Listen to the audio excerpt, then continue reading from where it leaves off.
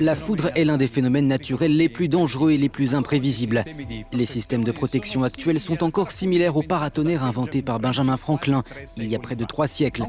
Mais des scientifiques sont en train de développer une technologie laser qui pourrait neutraliser cette menace.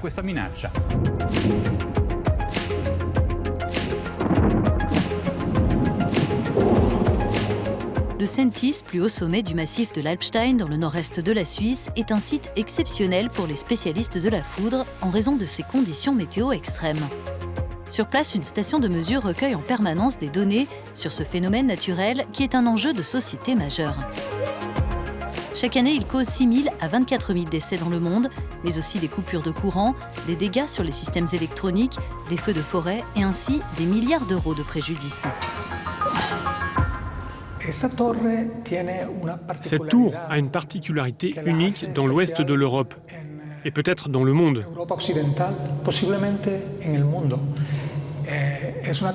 Elle présente l'avantage d'être régulièrement frappée par la foudre, une centaine de fois par an.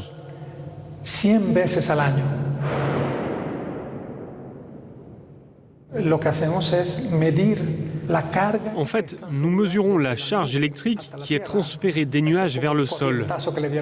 C'est comme un choc électrique que quelqu'un prendrait en mettant son doigt dans une prise. En l'occurrence, nous mesurons cette décharge, ce qui nous permet de déterminer la quantité d'énergie transférée des nuages vers le sol.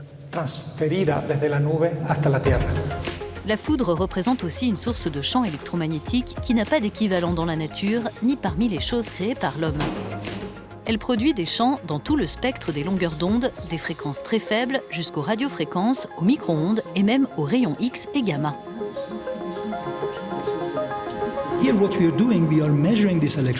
Ici, nous mesurons ces champs électromagnétiques, ce qui nous aide beaucoup pour comprendre les mécanismes physiques de la foudre, mais aussi pour valider le modèle théorique que nous développons afin de simuler l'effet de la foudre et de mieux protéger les structures.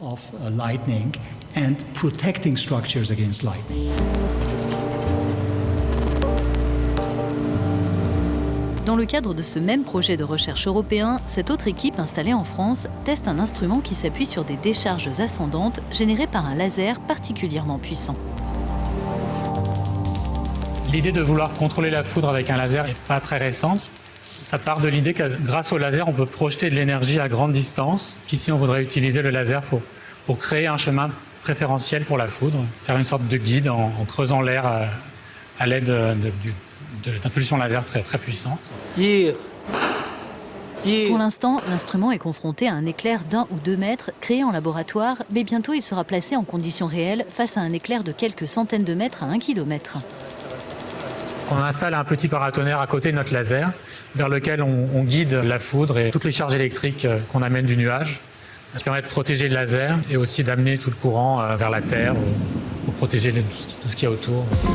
Ce genre de système pourrait être facilement déployé pour protéger des installations vulnérables, comme des centrales électriques, des sites nucléaires, des aéroports, des pas de tir, mais aussi lors d'événements qui génèrent un rassemblement de foule.